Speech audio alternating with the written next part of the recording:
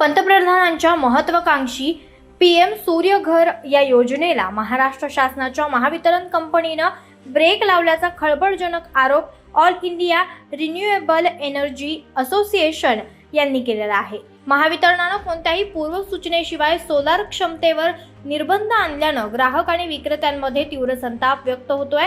जुन्या नियमांनुसार ग्राहक यांच्या गरजेनुसार सोलार पॅनल बसवू शकत होते, मात्र 13 फेब्रुवारी 2026 रोजी महावितरणानं काढलेल्या नवीन नियमानुसार आता मागील 12 महिन्यांच्या सरासरी वीज वापराच्या मर्यादेतच सोलार मंजुरी दिली जात आहे। नवीन घरांना फटका। ज्यांचे घर नवीन आहे त्यांचा मागील वापर कमी असल्यानं त्यांना गरजेपेक्षा खूपच कमी क्षमतेचे सोलर मंजूर होत आहेत।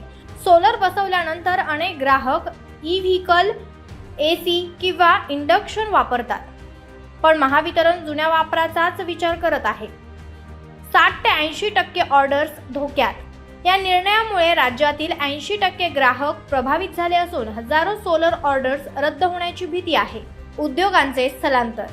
महाराष्ट्रात आधीच वीज महाग आहे, आता सोलरवरही मर्यादा आल्यानं राज्यातील उद्योग शेजारच्या राज्यांमध्ये स्थलांतरित होऊन बेरोजगारी वाढण्याची शक्यता आहे।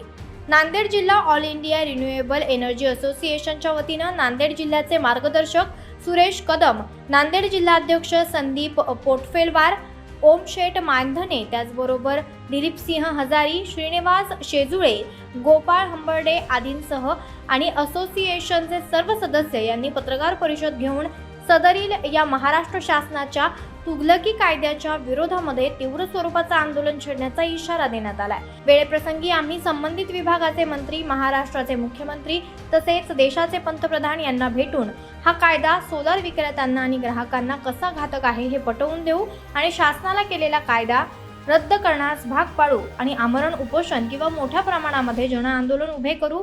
या कायद्याच्या विरोधामध्ये आम्ही प्रचंड ताकदीने लढण्याचे यावेळेस सांगण्यात आलेलं आहे। महावितरणनं वीज कायदा 2003चं उल्लंघन केलेलं आहे। हा कायदा रद्द न झाल्यास मुख्यमंत्री आणि पंतप्रधानांची भेट घेऊ, वेळेप्रसंगी आमरण उपोषण आणि जन आंदोलन छेडू असा इशारा असोसिएशनने यावेळेस दिला आहे।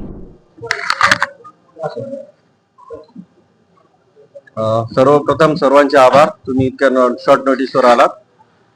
आज आपण पूर्ण भारतात जी लाईट बिल वापरतो ती सर्वात महागडी, तर ती लाईट बिल महागडी एवढी असल्यामुळं आपण त्याचा पर्याय म्हणून सोलार बसवतो।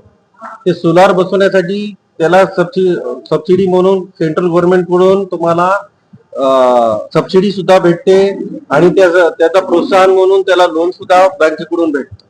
तर एवढ्या सगळ्या गोष्टी सगळीकडून चालत असताना MSEDCL नं एक तुघलकी निर्णय दिला आहे की तुम्हाला जो लाईट बिल तुमचं 12 महिन्यात त्या सरासरीप्रमाणे सोलार बसवता येईल, त्याच्या व्यतिरिक्त तुम्हाला एक्स्ट्राचं बसवता येणार नाही।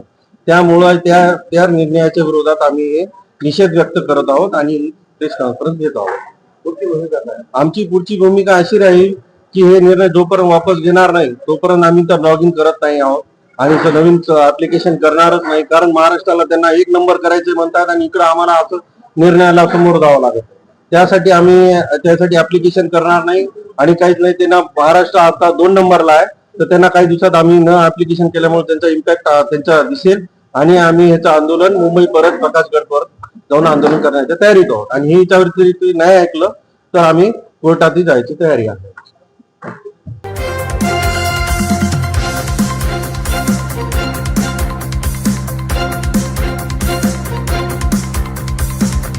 समाज साधना न्यूज, समाजहितासाठी सदैव अग्रेसर।